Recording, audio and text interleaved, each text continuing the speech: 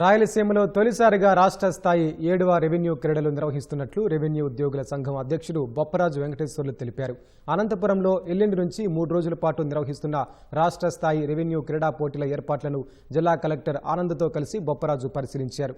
రాష్ట్ర వ్యాప్తంగా 26 జిల్లాల నుంచి 2000 మందికి పైగా క్రీడాకారులు ఈ పోటీల్లో పాల్గొంటున్నారని బొప్పరాజు పేర్కొన్నారు. ప్రభుత్వం ఇప్పటికే ఆర్థిక ప్రోత్సాహం అందించడంతో పాటు ఉద్యోగులకు ప్రత్యేక సెలవులు ప్రకటించినట్లు ఆయన తెలిపారు. పని ఒత్తిడితో ఉన్న రెవెన్యూ ఉద్యోగులకు కొంత ఆట విడుపుగా ఉండేలా 17 విభాగాల్లో 31 ఆటలు ఉంటాయన్నారు.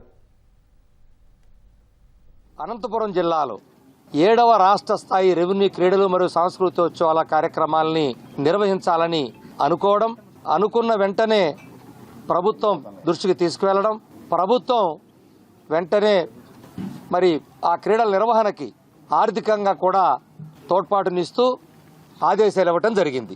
ఈ స్పోర్ట్స్ అనేవి 16 ప్లస్ క్రికెట్ 17 విభాగాల్లో 31 గేమ్స్ జరుగుతాయి. ఫస్ట్ టైము రాయలసీమలో మనం ఈ ఆతిథ్యాన్ని ఇస్తున్నాం.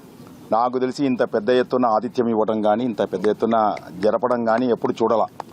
ఫస్ట్ టైం 40 మంది దాకా కల్చరల్ ప్రోగ్రామ్స్లో singers, dancers, mono actions, drama, పౌరాణికం కానీ సాంఘిక నాటకం కానీ ఇవన్నీ అద్భుతంగా చేస్తున్నాం. కోలాటాలు ఇవన్నీ కూడా లేడీస్ కూడా పార్టిసిపేషన్ ఉంది. ఈరోజు అద్భుతంగా ఈరోజు 4 రోజులు ఆట విడుపుగా ఈ యొక్క కార్యక్రమాలు ఏర్పాటు చేస్తున్నాం.